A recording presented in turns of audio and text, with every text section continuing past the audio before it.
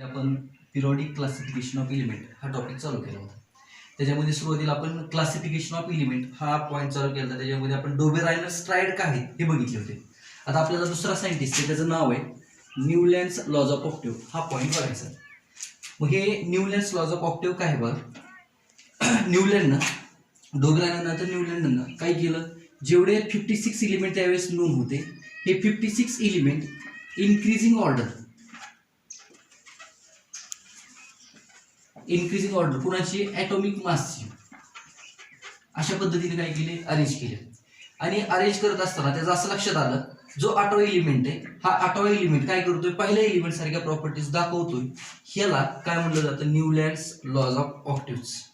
म्हणजे न्यूलँडनं काय केलं, जेवढे नोन 56 एलिमेंट होते हे इन्क्रीजिंग ऑर्डर कुणाची, ॲटॉमिक मासची ह्याच्यामध्ये अरेंज केले. अरेंज करताना त्याला काय लक्षात आलं, प्रत्येक 8वा एलिमेंट काय करतोय, पहिले एलिमेंट सारख्या प्रॉपर्टीज दाखवतोय. त्याला म्हणलं जातं न्यूलँड्स लॉज ऑफ ऑक्टेव्ह. जर आपण एक्झाम्पल बघितलं, एक्झाम्पलमध्ये आपल्याला एलिमेंट तर पाठ आहेत. पहिला एलिमेंट कुठला, हायड्रोजन, नंतर कुठला, हिलियम, नंतर लिथियम, नंतर बेरिलियम, नंतर boron, carbon, nitrogen, oxygen, fluorine, neon. त्याच्यानंतर आणखी माहिती आहे sodium, magnesium, aluminium, silicon, sulphur, chlorine आणि लास्टला आर्गॉन. इथपर्यंत आपल्याला पाठ आहे. मग न्यूलँडच्या वेळेस इनर गॅसेस, मग ह्याच्यामध्ये इनर गॅसेस कुठले कुठले, हेलियम आणि निऑन, आर्गॉन ह्यांचा शोध लागलेला आहे नाही, त्याच्यामुळे हे लिहायचे नाही. फक्त काय लिहायचं, hydrogen, lithium, beryllium, boron, carbon, nitrogen, oxygen, fluorine, sodium, magnesium, aluminium, silicon, sulphur, chlorine. ज्यावेळेस आपण ही अशी इन्क्रीजिंग ऑर्डरमध्ये मांडणी करतोय त्यावेळेस काय होतंय, कुठलाही 8वा एलिमेंट घ्या, समजा 8वा एलिमेंट घ्या, कुठला घेतला, सोडियम घेतला. आता ह्या सोडियमच्या प्रॉपर्टीज कुणासारख्या आहेत, पहिल्यासारख्या. म्हणजे सोडियम जर 8वा असेल तर पहिला एलिमेंट कुठला येईल, हा 8वा झाला. त्याच्यानंतर हा काय झाला, 7वा, 6वा, 5वा, 4था, 3रा, 2रा आणि पहिला. म्हणजे सोडियमच्या प्रॉपर्टीज कुणासारखे येतील, लिथियम सारखे येतील. आणि नंतर जर आपण दुसरा एलिमेंट घेतला, मॅग्नेशियमच्या प्रॉपर्टीज कुणासारखे येतील, बेरिलियम सारख्या. कारण जर मॅग्नेशियम 8वा असेल तर पहिला एलिमेंट कुठला झाला, बेरिलियम. हा जर 8वा असेल तर पहिला एलिमेंट कुठला झाला, लिथियम. हे झालं न्यूलँड्स ऑक्टेव्ह्स. आता हे जर आपल्याला इंग्लिशमध्ये सांगायचं असेल किंवा तुम्हाला परीक्षेत क्वेश्चन आला, what is Newlands laws of octave, ह्याच्यामध्ये काय सांगणार तुम्ही, Newland arranged all the known element. न्यूलँडनं काय केलं तर all known element increasing order of atomic मासमध्ये अरेंज केले. देन एव्हरी एलिमेंट, प्रत्येक 8वा एलिमेंट काय करतोय, शो सिमिलर प्रॉपर्टीज, गुणधर्म सारख्या दाखवतोय, कुणासारख्या, त्याच्या पहिल्यासारख्या. हे झालं. आणि एक्झाम्पल एक सांगायचं, एक्सप्लेन करायचं. एक्झाम्पलमध्ये कुठलं, जेवढे एलिमेंट तुम्हाला 20 पर्यंत पाठ लिहायचे, फक्त इनर्ट गॅसेस लिहायचे नाही. आणि प्रत्येक 8वा एलिमेंट काय करतो, पहिल्यासारख्या प्रॉपर्टीज दाखवतो.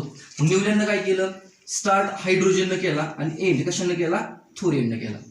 आणि जर आपण हे न्यूलँड्स ऑक्टेव्ह्स बघितलं तर हे कुणासारखं आहे, ऑक्टेव्ह्स फाउंड इन द म्युझिक. म्हणजे आपलं म्युझिकमध्ये ऑक्टेव्ह्स आहेत किंवा नोट्स आहेत, कुठल्या, सा, रे, ग, म, प, ध, नि, सा, हे जे सारखे आहे. जर आपण बघितलं, स्टार्ट 6 पासून होत आहे, स्टार्ट 1 नंबरला 6 आणि नंतर 8 नंबरला रिटर्न काय येते 6. म्हणजे पहिला आणि 8वा कसा आहे, सेम. त्याच्यामुळे ह्यालाच काय म्हणलं जातं, न्यूलँड्स लॉज ऑफ ऑक्टेव्ह. आता आपल्याला बघायचे लिमिटेशन्स. ह्या न्यूलँड्स लॉज ऑफ ऑक्टेव्ह मध्ये काही लिमिटेशन होते. लिमिटेशन म्हणजे बंधनं होती. हे बंधनं कुठली कुठली ते बघायचं आहे.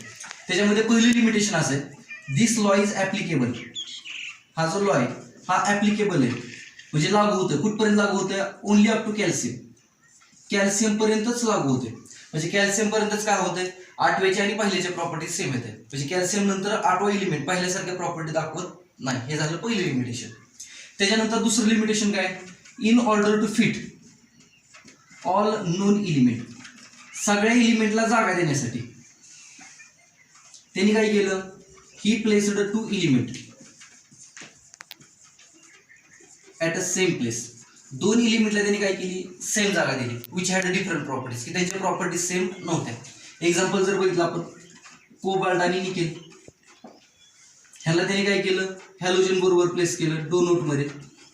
ह्या दोघांच्या प्रॉपर्टीज सेम होत्या का नाही, सेम नसताना सुद्धा याला एकत्र ठेवलं. हे त्याचं लिमिटेशन आहे.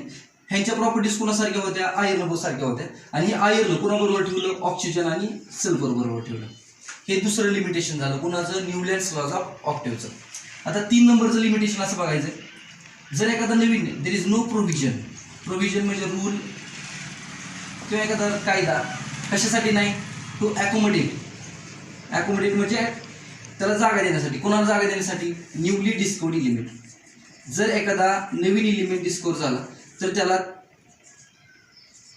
ॲकोमोडेट करण्यासाठी कुठलाही प्रोव्हिजन, रूल किंवा कायदा नाही, न्यूली डिस्कवर्ड इलिमेंट.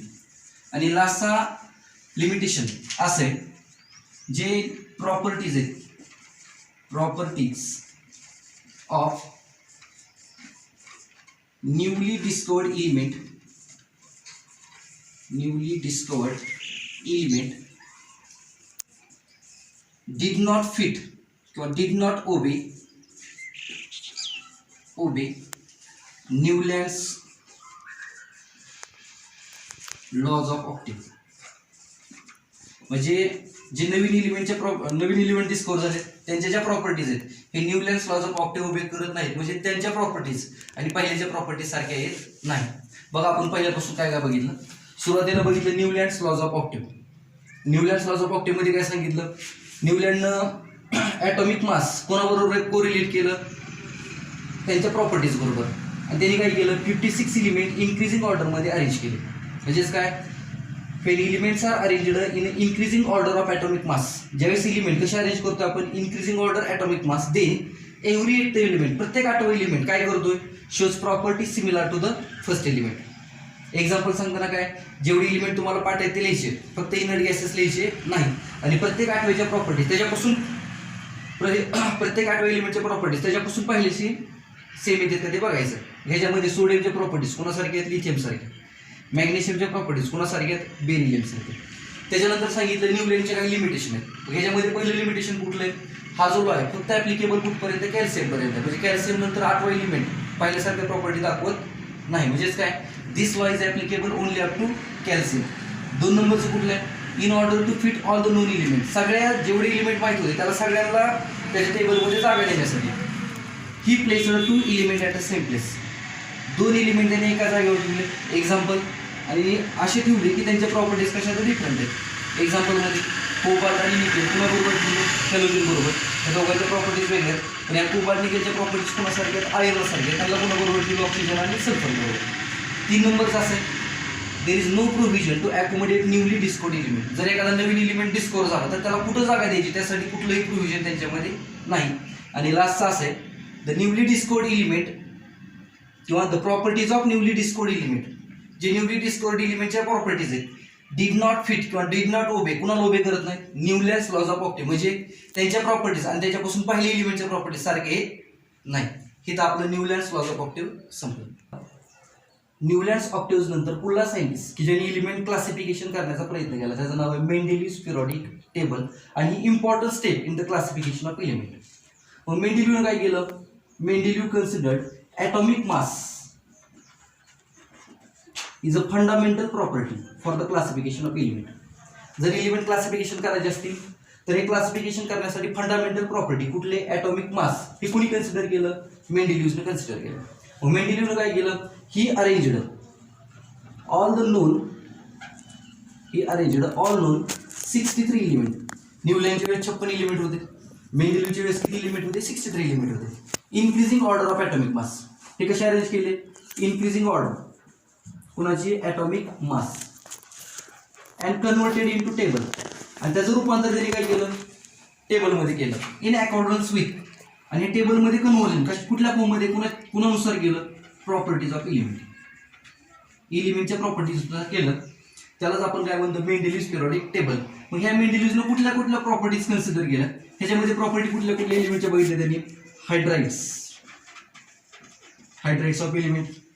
त्याचबरोबर त्यांनी बघितलं oxides of element, melting point, boiling point आणि डेन्सिटी. आणि ह्या सगळ्यांचा अभ्यास करत असताना मेंडेलिव्हला असं आढळलं, ह्या ज्या प्रॉपर्टीज आहेत, ह्या प्रॉपर्टीज काही ॲटॉमिक मासच्या अंतरानं काय होते, रिपीट होते. आणि त्याच्यावर त्यांनी एक लॉ मांडला, त्यालाच म्हणलं जातं मेंडेलिव्स पिरियडिक लॉ. आता मेंडेलिव्स पिरियडिक लॉ काय सांगतो बघा, ज्या प्रॉपर्टीज आहेत इलिमेंटच्या, ज्या प्रॉपर्टीज आहेत कुणाच्या, इलिमेंटच्या, properties of element are the periodic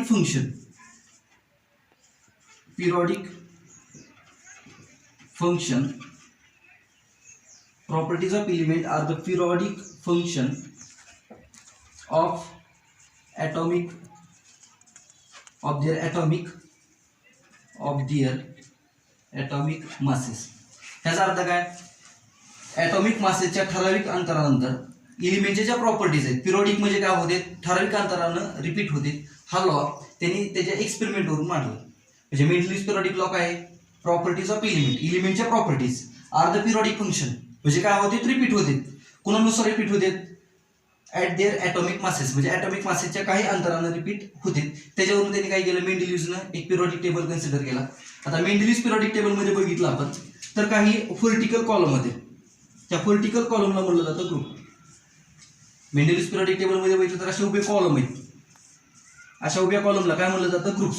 Mendeleev's periodic टेबलमध्ये 8 ग्रुप आहेत आणि हॉरिझॉन्टल रोज आहेत, आडव्या लाईन किंवा रेषा, त्याला म्हणलं जातं पिरियड्स. अशा पद्धतीने काय केलं, मेंडलीव्सने पिरियॉडिक टेबल तयार केला. आता आपल्याला पुढल्या पॉईंटमध्ये असं बघायचं, जो मेंडलीव्स पिरियॉडिक टेबल आहे ह्याच्यामध्ये मेरिट्स म्हणजे त्याच्यामध्ये चांगले गुण कुठले किंवा त्याची वैशिष्ट्ये कुठली. पुढचा पॉईंट आपला merits of Mendeleev's periodic table. कुठले मेरिट आहेत ते बघायचं. ह्याच्यामध्ये पहिलं मेरिट असं आहे, आता आपल्याला माहिती आहे सायन्स काय आहे, प्रोग्रेसिव्ह. ह्याच्यामध्ये चेंजेस आपण काय करू शकतो, नवीन एक्सपेरिमेंटच्या साहाय्याने चेंजेस करू शकतो. तसंच मेंडलीव्हनं कन्सिडर केलं. मेंडलीव्हनं काय केलं, मेंडलीव्ह चेंज्ड किंवा the whole atomic masses of some element, काही इलिमेंटचे ॲटॉमिक मासेस आर रिवाइज्ड म्हणजे काय केले, त्यांनी बदलले. कशासाठी बदलले? To place the in the Mendeleev's periodic table, त्याच्या पिरियॉडिक टेबलमध्ये जागा देण्यासाठी काही इलिमेंटचे ॲटॉमिक मास त्यांनी बदलले. आणि हे ॲटॉमिक मास कोणानुसार बदलले? In accordance with properties of element, ते इलिमेंटच्या प्रॉपर्टीजनुसार बदलले. पहिले मेरिट कुठलं आहे बघा, पहिला त्याच्यातला गुण कुठला, he revised atomic masses of some element to give the place in the periodic table. कशासाठी बदलले? पिरियॉडिक टेबलमध्ये प्लेस देण्यासाठी. इन अकॉर्डन्स विथ, आता प्लेस कशानुसार द्यायची त्याला? Properties of the element. Example जर बघितलं, previously determined atomic mass of beryllium is 14.09. जर बेरिलियमचं प्रिव्हियसली डिटरमाइंड ॲटॉमिक मास बघितलं तर किती आहे? 14.09. But he revised to 9.4. त्यांनी त्याचं रिव्हिजन कशामध्ये केलं? 9.4 मध्ये. आणि हे चेंज केल्यामुळं हा जो बेरिलियम आहे, this beryllium is placed before boron. Beryllium कुणाच्या अगोदर आला? बोरॉनच्या अगोदर आला. हा झाला पहिला मेरिट कुणाचा? मेंडलीव्स पिरियॉडिक टेबलचा. आता 2 नंबरचं मेरिट असं आहे, ज्यावेळेस मेंडलीव्हनं पिरियॉडिक टेबल तयार केला, he kept some vacant places. त्याने काय केलं? व्हॅकंट प्लेसेस ठेवले.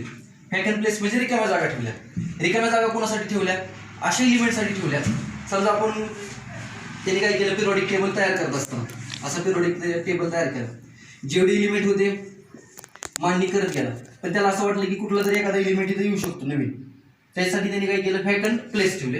आणि हे व्हॅकंट प्लेस कोणासाठी ठेवले? अशा इलिमेंटसाठी ठेवले की ते इलिमेंट डिस्कवर झालेले नव्हते. ते इलिमेंट डिस्कवर झालेले होते का? नव्हते. And 3 of this element, ह्याच्यातले 3 element असे होते, त्याला नावं त्यांनी दिली ती इका बोरॉन, इका ॲल्युमिनियम, इका बोरॉन, इका ॲल्युमिनियम आणि 3 नंबरचं इका सिलिकॉन. लक्षात ठेवताना इन्क्रीजिंग ऑर्डर, पहिल्यांदा बोरॉन असतं म्हणून इका बोरॉन, परत ॲल्युमिनियम असतं इका ॲल्युमिनियम, आणि लास्टला सिलिकॉन असतं त्याच्यामध्ये काय? इका सिलिकॉन. हे ऑल्सो प्रिडिक्टेड देअर प्रॉपर्टीज. मग ह्यांनी काय केलं? त्यांचं ॲटॉमिक मास पण प्रिडिक्ट केलं. हे इलिमेंट फक्त त्यांनी सांगितले की पुढे भविष्यामध्ये डिस्कवर होऊ शकते, त्याचे त्यांनी ॲटॉमिक मास पण प्रिडिक्ट केलं, त्याचबरोबर प्रॉपर्टीज पण प्रिडिक्ट केल्या. After discovery of this element, ज्यावेळेस हे इलिमेंट डिस्कवर झाले, दीज इलिमेंट्स आर स्कॅन्डियम. त्यावेळेस इलिमेंट कुठलं होतं? स्कॅन्डियम. म्हणजे इका बोरॉन काय होता? स्कॅन्डियम. त्याच्यानंतर जो इका ॲल्युमिनियम होता तो कुठला होता? गॅलियम होता. आणि इका सिलिकॉनचं कन्व्हर्जन किंवा इका सिलिकॉन काय होता? जर्मेनियम होता. जर्मेनियम. प्रिडिक्टेड प्रॉपर्टीज, ज्या प्रॉपर्टीज प्रिडिक्ट केलेल्या होत्या ॲटॉमिक आणि properties, these properties and the properties of scandium आणि गॅलियम आणि germanium are found to be matched. हे काय झालं? मॅच झालं. हे झालं 2 नंबरचं मेरिट. आता 3